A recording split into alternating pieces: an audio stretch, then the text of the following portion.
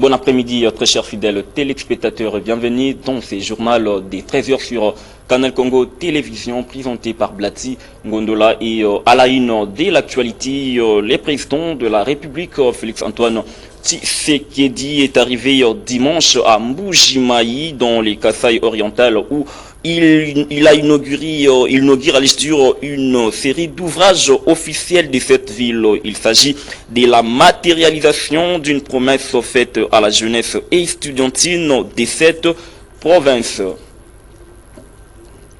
Poursuivons toujours ce journal. Cette fois-ci, les membres du gouvernement ont été enjoints par le chef de l'État, Félix-Antoine Tshisekedi, d'engager une réflexion commune pour intégrer les narratifs de la connaissance des génocides congolais dans les systèmes éducatifs nationaux. C'était lors de la 61e réunion du Conseil des ministres. Suivi à ces sujets les porte-paroles du gouvernement. Le président de la République a rappelé que notre pays porte dans sa mémoire collective une tragédie d'une ampleur inédite, qualifiée des génocides dont le peuple congolais fut victime depuis les années 90. Cette appellation traduit l'ampleur des massacres, crimes de masse et violences systématiques qui ont endeuillé notre nation, causant la perte des millions de vies humaines et la destruction de notre tissu social et économique. La loi numéro 22/65 du 26 décembre 2022, en son article 28, érige désormais la date du 2 août comme journée nationale du génocide, consacrée au souvenir, au recueillement et à la transmission de cette mémoire douloureuse aux générations futures. Il a insisté de nouveau pour que les plaidoyers pour la reconnaissance internationale du génocide ne se limitent pas à la réparation des victimes, des survivants, car il s'agit avant tout d'un appel à la vérité, à la justice et à la non-répétition, mais aussi d'une invitation à assumer nos responsabilités historiques et bâtir une mémoire collective autour de l'idéal n'est jamais répété, commencer à guérir. Dans ces cadres, notre pays a déjà porté haut ses combats, notamment à Genève lors de la 60e session du Conseil des droits de l'homme et plus récemment en marge de la 80e Assemblée générale des Nations unies où il a personnellement pris part à un essai d'event dédié à la reconnaissance internationale des génocides commis en République démocratique du Congo. Pour le président de la République, la bataille pour la reconnaissance du génocide ne saurait se limiter aux seules démarches diplomatiques. Elle exige l'appropriation par chacun d'entre nous de ces narratifs nationaux afin que cette histoire ne sombre jamais dans l'oubli. Cette reconnaissance et son inscription dans la mémoire universelle ne saurait être l'affaire d'un seul homme ni du seul gouvernement, mais bien un devoir. C'était les comptes rendus lus par les porte-paroles du gouvernement, Patrick Mouyaya. Restons toujours dans les mêmes chapitres. Les respects des mesures portant suspension des exploitations des colbates ainsi que les mesures réglementaires adoptées par les ministres des Mines, des substances mineries stratégiques a été rappelé par le président de la République, Félix-Antoine Tshisekedi, lors de la 61e réunion du Conseil des ministres, suivi à cet esprit du compte rendu du Conseil des ministres lu par les porte-paroles du gouvernement, Patrick Mouyaya. Le président de la République tient au respect de la mesure des suspensions des exportations de cobalt et des mesures réglementaires adoptées par le ministère de Mines et par l'autorité des régulations et des contrôles des marchés de substances minérales stratégiques ARECOMS pour assainir sa chaîne d'approvisionnement conformément à sa communication à la 36e réunion du Conseil des ministres du 21 mars 2025. Dans cette même logique, la suspension en vigueur prendra fin le 15 octobre 2025. À compter du 16 octobre, a-t-il insisté, cette approche devra être relayée par une politique de quotas visant à encadrer durablement les exportations et à protéger les intérêts de la nation. Les résultats déjà obtenus des dites mesures sont probants. Le prix du cobalt métal a connu un bond à la hausse de 21 936 $ à 42 108 $ la tonne en 7 mois et demi, tandis que celui de l'hydroxyde de cobalt a progressé de 12 566 $ à 36 927 $, soit une hausse de 194%. L'excédent sur les marchés s'est réduit, contribuant à un rééquilibrage favorable. La République démocratique du Congo, premier producteur mondial, dispose désormais d'un véritable levier pour influer sur ses marchés stratégiques, accroître ses recettes et améliorer les conditions de vie de sa population. Il est impératif de maintenir ses acquis. Trop longtemps, notre pays a été victime des stratégies prédatrices, a précisé le président de la République. Les suspensions successives et désormais la mise en place des quotas constituent des instruments de souveraineté, des régulations et d'assainissement de la filière cobalt. Leur application rigoureuse et objective devient indispensable pour compléter le manque à gagner financier et garantir une gestion transparente de nos ressources. Et ces propos de l'ambassadeur extraordinaire et plénipotentiaire de l'Allemagne en République démocratique du Congo à l'occasion de la fête nationale allemande. Pour Ingo Herbert, la vision d'une solution pour une coopération régionale reste le seul choix valable pour terminer ces conflits de 30 ans. Une approche régionale était à la seule solution pour une paix durable après la Deuxième Guerre mondiale en Europe, dit-il. Suivez. Oui, les entreprises allemandes ne sont pas tellement présentes en RDC que dans dans beaucoup de pays en Afrique, mais aussi le climat des affaires, ça reste un défi pour le gouvernement congolais. Quoi encore, je mentionne toujours dès mon arrivée, j'aimerais bien voir un institut Goethe, un institut culturel ici. Et là, on est vraiment, je dois le dire, dans les derniers 100 mètres pour terminer l'accord qui est nécessaire pour un vrai institut culturel. Mais j'aimerais bien féliciter professeur Mwanza, un professeur congolais qui a aussi étudié en Allemagne, avec des autres professeurs qui ont des liens avec l'Allemagne. Ensemble avec lui, on a il y a 15 jours inauguré une maison allemande près de l'université. Et c'est juste sans notre engagement jusqu'à présent, c'est vraiment une initiative congolaise. Bravo, félicitations, professeur Mwanza. Les Qatar et l'Union africaine, nous, l'Allemagne et l'Union européenne, sont prêts à appuyer la mise en œuvre de ces accords éventuels. Car il n'y a pas d'alternative. La vision d'une solution pour une coopération régionale reste le seul choix valable pour terminer ce conflit de 30 ans. Une approche régionale était la solution pour une paix durable après la Deuxième Guerre mondiale en Europe, et je pense que c'est aussi un bon modèle pour la région des Grands Lacs.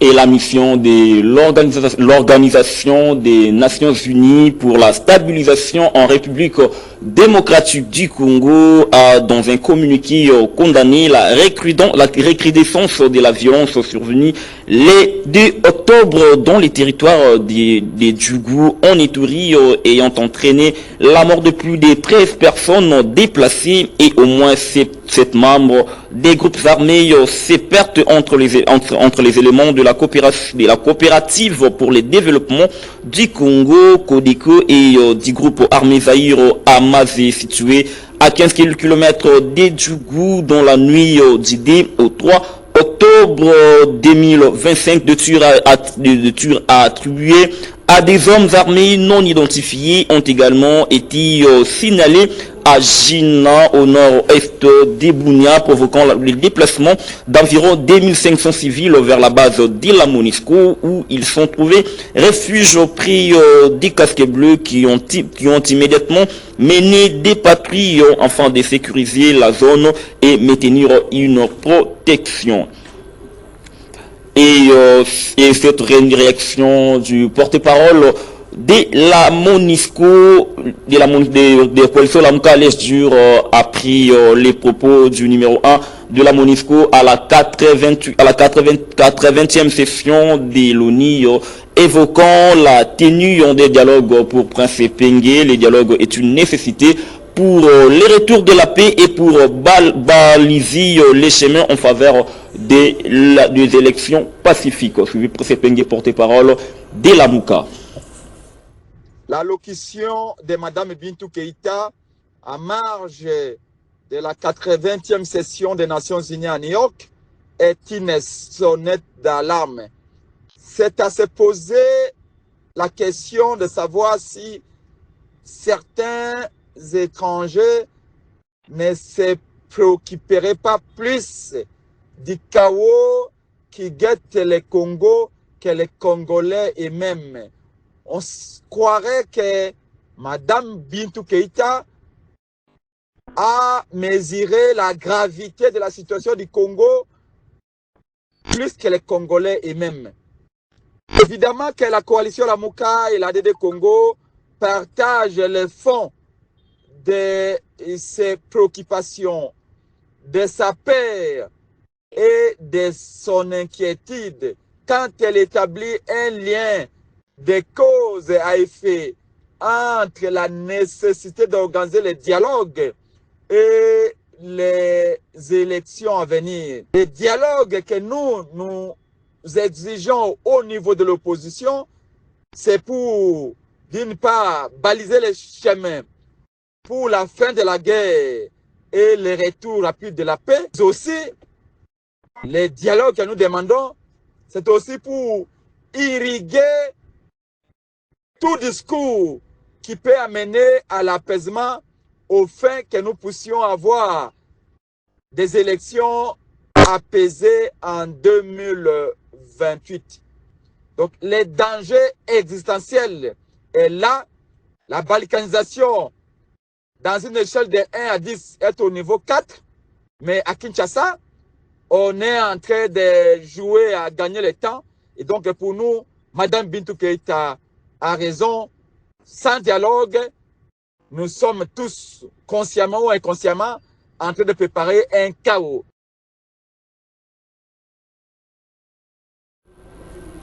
C'était l'intervention du porte-parole de la coalition Lamuka et Prince Epenge. Parlons autre chose à présent, l'élaboration de l'avant-projet des lois sur la biosécurité et la biosécurité en République démocratique du Congo. C'est la thématique de l'atelier organisé par les centres d'excellence Koué Seberen à l'hôtel Sultani sous les hauts patronage du ministère de l'enseignement supérieur et universitaire, recherche scientifique et innovation. La cellule des communications du centre d'excellence nous donne des détails dans ces reportages.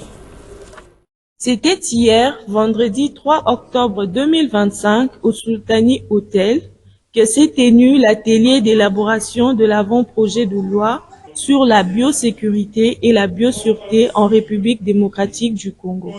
Une activité organisée par le Centre d'excellence chimique, biologique, radiologique et nucléaire Koué Seberen Ansi, sous le haut patronage de la ministre de l'Enseignement supérieur, universitaire, recherche scientifique et innovation, professeure Marie-Thérèse Soum. 10h55. La ministre de les Sursis fait son entrée dans la salle Yvonne Compère de Sultani Hotel, où elle a été accueillie par la délégation du Centre d'excellence.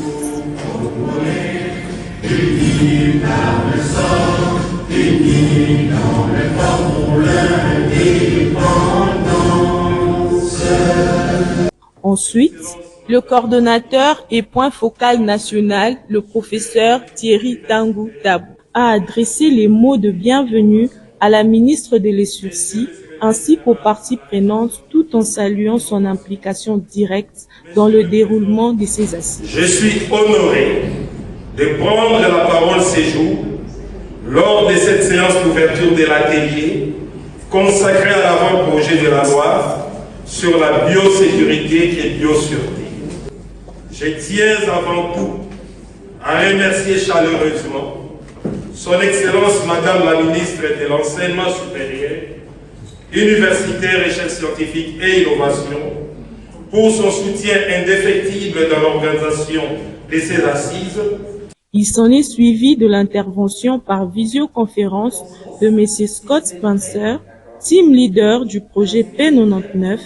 Après les présentations des différentes parties prenantes, Madame la ministre des Sursis, professeure Marie-Thérèse Sombo, a salué les efforts fournis par le COEC Beren par le biais de son coordonnateur et point focal national afin de doter le pays d'un cadre législatif robuste sur la biosécurité et la biossûreté. C'est avec biosécurité. un profond sens de responsabilité et un engagement renouvelé envers notre nation que je prends la parole aujourd'hui à l'occasion de l'ouverture de cet atelier d'élaboration de l'avant-projet de loi sur la biosécurité et la biosûreté, une initiative louable portée par le Centre d'excellence chimique, biologique, radiologique et nucléaire, COE-CBRN. Au terme des différents amendements des différents groupes, la mise en place de la commission ad hoc a été effectuée, mais également l'actualisation de la feuille de route. Ce qu'a été la journée d'aujourd'hui, c'est au fait la production du draft de l'avant-projet de la loi, d'élaboration de la loi sur la biosécurité et biosûreté en République démocratique du Congo. L'expert nous avait préparé ce qu'on appelle un draft 0, partant du modèle type de la loi existant. Que la RDC a pris des engagements tant au niveau international que régional en termes de traités et accords internationaux en matière de biosécurité, mais qui ne sont jamais mis en œuvre au niveau interne. Nous avons mis en place une commission ad hoc.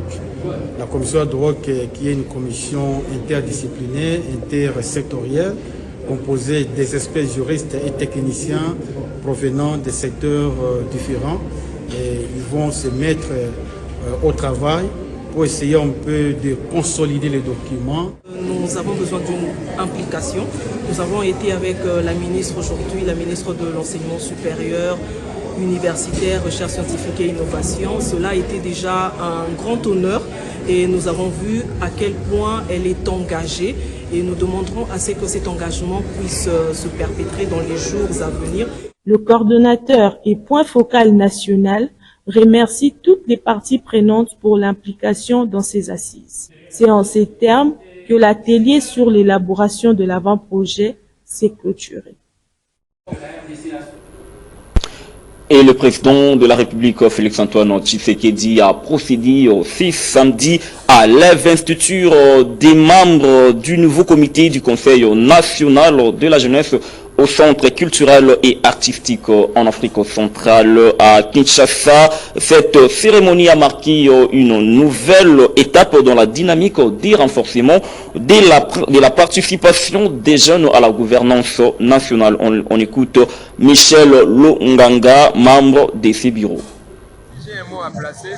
Je dirais d'abord grand merci à la jeunesse congolaise qui m'a soutenu, qui a soutenu ma candidature jusqu'à me désigner, aux autorités en commençant par celle du secrétariat général du ministère de la Jeunesse et Veille patriotique, à Madame la ministre Gracemi Coutinho pour son encadrement, sa supervision dans le cadre de ces élections, et plus surtout au président de la République qui a bien voulu lui-même décider de débloquer les fonds pour l'organisation de l'Assemblée générale extraordinaire et élective du Conseil national de la jeunesse.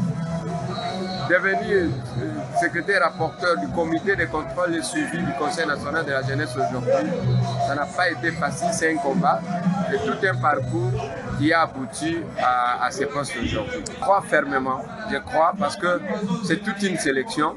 Nous sommes au nombre de 30, c'est-à-dire 19 pour les comptes du bureau du Conseil national de la jeunesse et nous, du comité de contrôle et suivi du Conseil, nous sommes au nombre de 11. Total, ça fait 30 membres. Je crois parce que ce sont de jeunes dévoués, de jeunes intelligents, déterminés, de jeunes capables et surtout leaders, prêts à tout. Et je crois vraiment que ce mandat va avoir beaucoup plus d'effets que d'autres mandats passés. Je ne suis pas en train de dire que ceux qui sont passés avant nous n'ont rien fait. Et sinon, ils ont fait quelque chose. Mais à la limite de ce qu'ils ont fait, je crois fermement que nous, on va ajouter quelque chose. Les défis sont énormes. Je ne saurais pas tous les citer maintenant, mais les défis sont énormes parce que vous savez, la jeunesse occupe 70% de la population, en termes de la population globale de la RDC. Donc s'il y a beaucoup plus de priorités, s'il y a beaucoup plus d'exigences, c'est dans le secteur de la jeunesse. La société civile et le mouvement citoyen ont organisé ce samedi 4 octobre 2025 une marche pour réclamer la paix sociale et la cohésion nationale. Les marcheurs se sont réunis au Palais du Peuple et ont sillonné quelques grands acteurs de la commune de la Gombe pour enfin chuter à la place du Génocoste, ex-place des évolués. Ceci sollicite la tenue d'un dialogue seul alternative susceptible de ramener la paix non si les cas. Nous signons ce reportage. Initiée par les mouvements citoyens et la société civile, la marche pour la paix sociale et la cohésion nationale a bel et bien eu lieu ce samedi 4 octobre 2025 comme annoncé, avec comme point de rassemblement le Palais du Peuple en passant par la place Triomphale, 24 novembre, et la place du Génocoste, ex-place des évolués. Pendant plusieurs heures, les marcheurs ont sillonné les grandes artères de la commune de la Gombe pour faire entendre leur voix et rappeler que la paix ne peut être obtenue par la violence, mais seulement par la compréhension et le dialogue, comme l'explique Jeff Pambi, administrateur principal d'Alerte RDC. Citoyens engagés, acteurs de la société civile, leaders d'opinion et toutes les forces vives de la République démocratique du Congo, profondément préoccupés par la situation sécuritaire, sociale et politique qui prévaut actuellement dans notre pays, notamment dans les provinces du Nord et du Sud Kivu, de l'Ituri, du Maïndombe, du Kwango et partout ailleurs dans notre pays, lançons un appel solennel pour le retour immédiat de la paix, la restauration de l'intégrité territoriale et la tenue d'un dialogue national inclusif.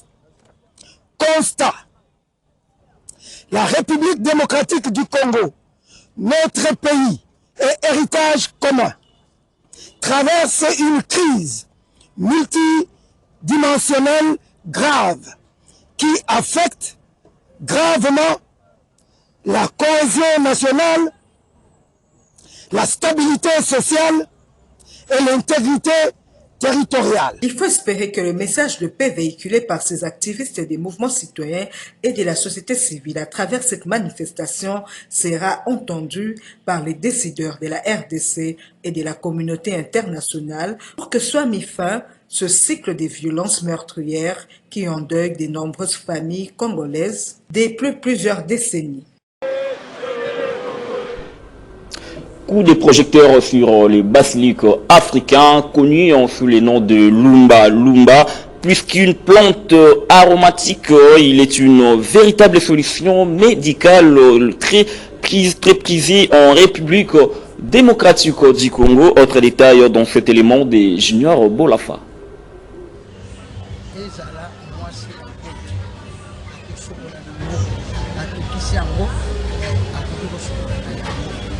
Après, s'occuper mwana vie yo moko mukolo zana kusukusu ukamati lumba oyo tuti kusukumela usangisi na oyo ya miki nyonso mibale usangisi otuti lero kututa kotiema mu amuke kotiema futa mbila muke omeli après posonango obani ko pakula meme sala mwana sala yo moko mukolo tona kusukusu nasela ngo plusieurs fois nasela ngo pour na bana pour na ba fièvre pour na ba kusukusu ba poni lumba po yango penza efficace atanga wakati ndo mwana wa mama na biso soki mwana na fièvre akozama matiti ya buki ya pakoli mwana na njoto ressentir pe mwana fièvre kiti ba mundela lelo penza eza efficace te pour kopesa mwana pour na fièvre yango na préférer na pakola ka lumba esonyaka maladie nyonso yango to mesana mingi kolamba na lumba esonyaka ba malaria ba soso mboka soko lingi kolamba ta na Thompson buka lumba na yo uti bingi tolona kango mingi na lupango po ezaka kisi munene et on to salaka mingi lumba. Basilic africain a plusieurs vertus dans la santé. Ça nous aide à libérer la digestion, soit à faciliter une digestion. C'est un antioxydant, c'est un anti-inflammatoire. Et ça a vraiment beaucoup d'importance, beaucoup de vertus, à laquelle on ne peut pas tout citer. Tout excès nuit, comme disent les Français. On peut prendre cela excessivement. Cela peut causer des troubles digestifs, peut compliquer même la respiration, tout ça. Ça a vraiment beaucoup d'inconvénients si vous les prenez abusivement. C'était la plante basilic africain connue sous le nom de lumba, plus qu'une plante aromatique. Il est une véritable solution médicinale très prisée en République démocratique du Congo. Et bien avant de nous quitter, toujours dans ce journal, parlons à présent en dehors de nos frontières. Le Premier ministre Francis Sébastien Lecornu a remis ce lundi 6 octobre 2025 la démission de son gouvernement au président Francis Emmanuel Macron, qui l'a accepté. En effet, on nommé le 9 septembre, Sébastien Lecornu était sous le feu de critique des opposants après avoir dévoilé dimanche soir sur une partie de son gouvernement. Il devrait prononcer mardi sa déclaration de politique générale à l'Assemblée. Et vous avez tous bien compris que nous sommes pratiquement à la fin de ce journal. Merci de l'avoir suivi et bonne suite des programmes sur Canal Congo Télévision. Et quant à moi, je vous dis au revoir.